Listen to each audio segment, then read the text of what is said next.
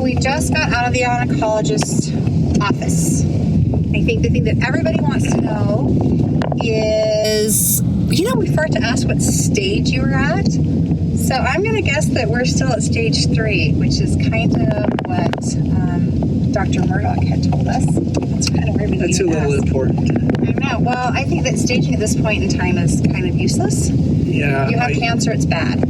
I knew there would be questions we would forget to ask, so I made sure I got his email address for all of those questions. Yeah. So, yeah. All right. So the question that everybody wants to know, other than what stage of cancer do you have that we neglected to ask, is when do you start chemotherapy? So we are starting chemotherapy February 23rd at 10 a.m.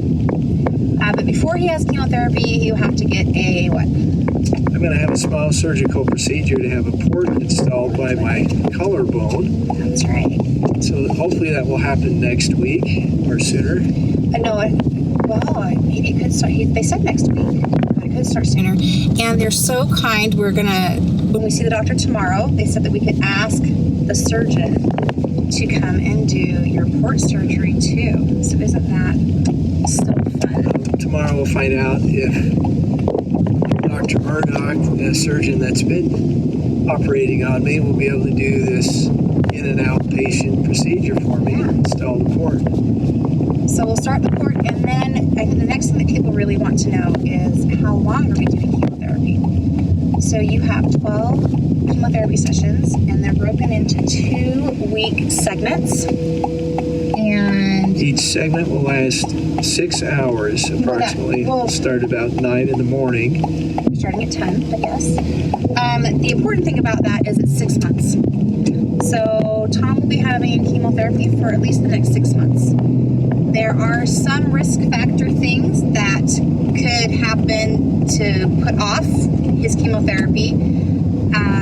If his blood counts are at all odd or off, then you won't do the chemotherapy that day. So they're looking at white blood cell count, red blood cell count, electrolyte levels, platelets.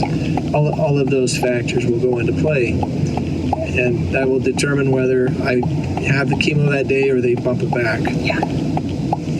So that's one thing. I think the interesting thing for me is I think that they were a little bit taken aback by how quick things progressed, because you really didn't have symptoms for a very long time before they found the cancer. And so because there's no family history of cancer issues, then they're doing a DNA blood test that they're going to run, and they're going to check and see if he's got any other underlying cancer genes that we need to be worried about that might also be causing problems.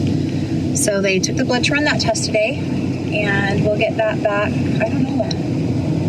I don't know. I'm glad they drew my blood today so they can start getting some data on my condition. Yeah. Sorry. So we will definitely know a lot more about how I'm doing with the chemo and stuff in another month. They should have some great data. Well, you're not even starting chemo till the end of the month, so we're looking at like the end of March before you know where you're here to do. But we'll know some more when we talk to Dr. Murdoch tomorrow. I'm not sure we're going to see him, but anyways, I think he's gonna, your diet, figure out when you can start eating real food. I probably have about another 3 weeks of soft food. Yeah. And now I'm trying to cut sugars out of my diet for cancer. He loves sugar, so that'll be fun. I went and bought some saltine crackers to try to help with that, because I've got to have some kind of snack. And I'm like, what is low fiber and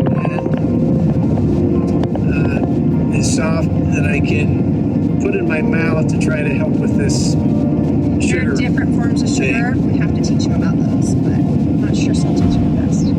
I'll help him find something else. I was at the ranch running this weekend, so let's buy him some. See what happens. Anyway, it's also good for soups, right?